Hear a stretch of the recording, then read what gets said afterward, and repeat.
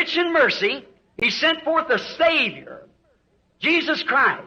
परंतु तब परमेश्वर जो अनुग्रह में धनी है, उसने एक बचाने वाला भेजा, यीशु मसीह। He sent forth Jesus to be both Savior and Healer. और उसने यीशु को बचाने वाला और चंगा करने वाला दोनों करके भेजा।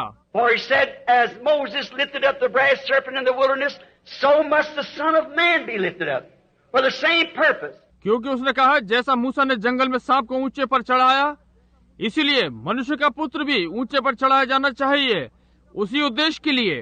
He, the atonement, that's what we have claim upon, nothing but the atonement. वो जो कि छुटकारा है, हम उस पर किसी और बात का दावा नहीं करते, केवल छुटकारे का। What Jesus purchased by His blood, that's what we have claims upon. जो यीशु ने अपने लहू से खरीदा, हम उसी का दावा करते हैं। And the Bible said, He was wounded for our transgressions. He was bruised for our iniquity. The chastisement of our peace was upon Him, and with His stripes we were healed. और Bible ने कहा कि वो हमारे अपराधों के कारण घायल हुआ, वो हमारे धर्म के कामों हेतु कुचला गया, हमारी ही शांति के लिए उस पर ताड़ना पड़ी कि उसके कोड़े खाने से हम लोग चंगे हो गए।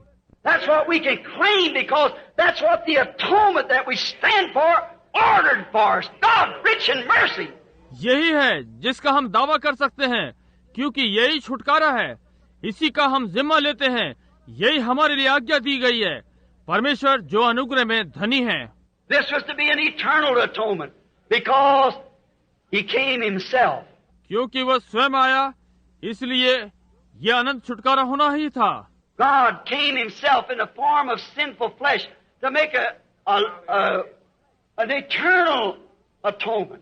परमेश्वर स्वयं पाप समान शरीर में आया ताकि अनंत छुटकारा कराए, And suffered in the flesh and made the atonement. और शरीर में कष्ट उठाकर छुटकारा उपलब्ध कराया।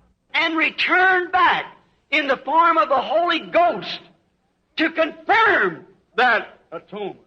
और पवित्र आत्मा के रूप में वापस आकर उस छुटकारे को प्रमाणित किया। Where no brass serpent and no troubled water could do it, it all pointed to that perfect atonement. जिसको कि पीतल का सांप और हिलने वाला पानी नहीं कर सकते थे, ये सब सिद्ध छुटकारे की ओर संकेत करते थे। God, rich in His mercy, has did this. परमेश्वर जो अनुग्रह में धनी है, उसने ये किया। Now, today, being it's the day that we're living in, we have come through these church ages and explained everything away from that. और आज जब हम इन दिनों में रह रहे हैं, हम इन कलीसिया युगों से आ रहे हैं और इसके द्वारा सारी बातों की व्याख्या दी जा चुकी है। Our theologians of the day have far lost that side of it. हमारे आज के धर्म ज्ञानियों ने उस भाग को खो दिया है।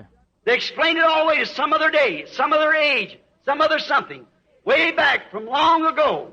उन्होंने इन बातों को किन्हीं और दिनों की ओर, दूसरे युगों, कुछ और चीजें पिछले समय को और बताकर व्याख्या की है। And divine healing was just about played out. Hardly found anybody who would believe it. और दिव्य चंगाई को तो हटा ही दिया है, और शायद कोई मिले जो इसका विश्वास करता हो। They made fun of it. वो इसका उपहास बनाते हैं। Not no more than about 20 years ago, they were making fun of it. 20 वर्ष से अधिक नहीं हुए जब वे इसका मजाक उड़ा रहे थे। Pentecostals had practically got away from it. और पेंतिकोस्तर प्रकट रूप में इससे अलग हो गए। They started in the early days, but they got away from it.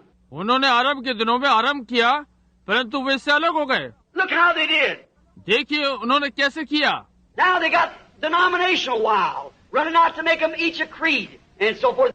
वे संगठनों में मतवाले हो गए, अपने मत बनाने के लिए भागते फिरे, वगैरह वगैरह। Instead of accepting light, as light come in, बजाय इसके कि ज्योति को ग्रहण करें जबकि ज्योति आई है, they organized and made themselves creeds, each one coming around, making himself a doctrine and staying in that doctrine.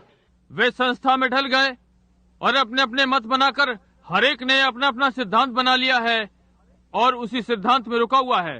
They got so much tuck away till the Holy Spirit couldn't get into the church.